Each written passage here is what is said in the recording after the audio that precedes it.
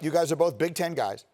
That if the kids in the Big Ten who are not, and the Pac-12 who are not going to get to play this year, if they want to transfer and go someplace to play where they are playing, the SEC, the ACC, the Big 12, that they should be allowed to do it and that the NCAA should allow it immediately and the schools should allow it immediately. Jalen Rose, what do you think?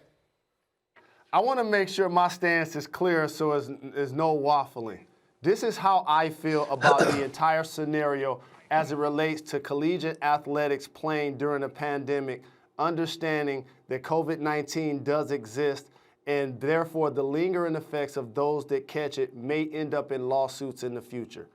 If you feel you want to play football as a collegiate athlete, that's your right. I support you.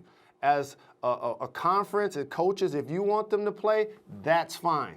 But if other students aren't allowed to be on campus, that means you're now treating them like employees. And from what I know, employees get the opportunity, if they're not essential workers in theory, to decide in this climate if they feel comfortable of going to work or not. So therefore, if you want them to come to work, pay them. Pay them. And yes, therefore, if they're not being paid, you should be able to transfer. If one of the big-time coaches got a job this offseason for $10 million a year, guess what he will be doing? Coaching somewhere else and not having to sit out. So I absolutely do believe if they're not being paid and they want to play and their conference isn't playing, they should be allowed to transfer. You know what? That is Desmond, go ahead.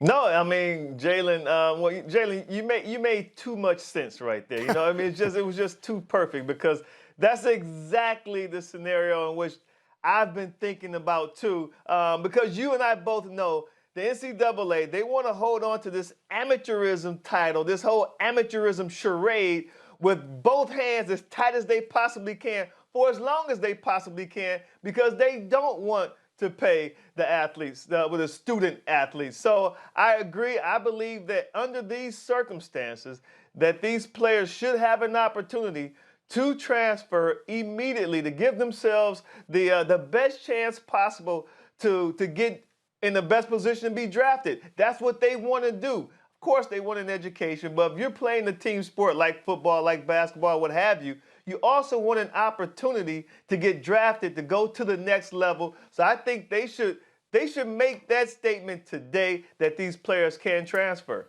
You know, Jalen, sometimes your wisdom, I think really is remarkable. Let's just analyze that. The way you broke it down is exceptional. What basically has been decided, at least as of this moment, is that these athletes are going to be there to play voluntarily, but they're going to be there to play during the pandemic when the rest of the student, in many cases, the rest of the student body is not.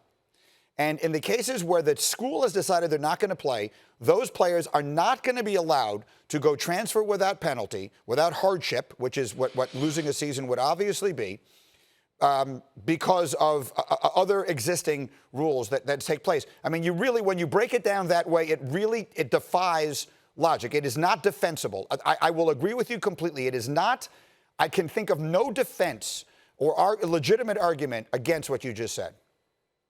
That's why for 25 years I've called the system indentured servitude.